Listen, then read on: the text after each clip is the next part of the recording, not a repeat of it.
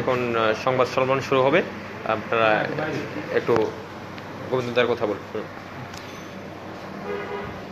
প্রিয় সাংবাদিক বন্ধুগণ, আমরা এর আগে বক্তব্য উপস্থাপন করেছি, পুনরায় আবার একটু দিচ্ছি।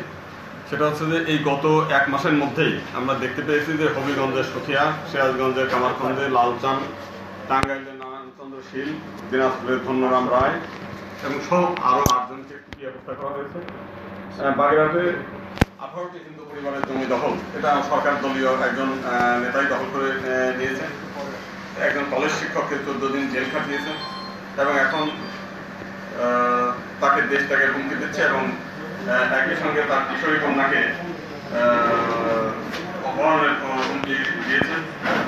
এর মধ্যে পাবনায় একটা মন্দিরে হামলা হয়েছে, ভাঙচুর হয়েছে। পটিয়াঘাটার কাঁটাতারের ঘেরা দিয়ে 14টি পরিবারকে অবরুদ্ধ করে রাখা হয়েছে। বানিয়াচংয়ের লোকনাথ মন্দিরে হামলা ও ভাঙচুর এবং অগ্নির সঙ্গে হয়েছে। এর সঙ্গে গোপালগঞ্জ যেটা, সেই গোপালগঞ্জ আমাদের মাননীয় প্রধানমন্ত্রীর এরিয়া, সেখানেও আমরা দেখলাম যে একটা কালী মন্দির ভাঙচুর করা হয়েছে।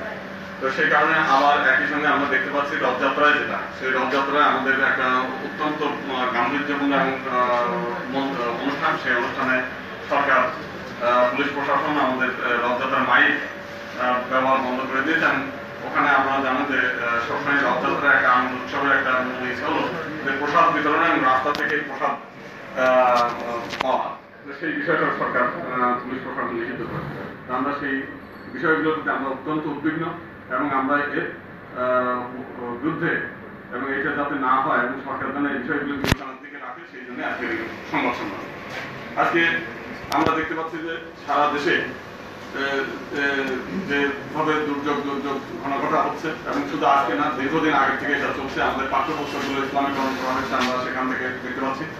এর আগে বিভিন্ন পুরোহিতদের হত্যা করা হলো, নাজিরনগর সহ বাংলাদেশের বিভিন্ন এলাকায় মঠ মন্দিরে হামলা, গ্রাম ধরে হামলা, এবং সেই কারণে আজকে হিন্দুরা বেশ আতঙ্কগ্রস্ত হয়ে পড়েছে এবং এই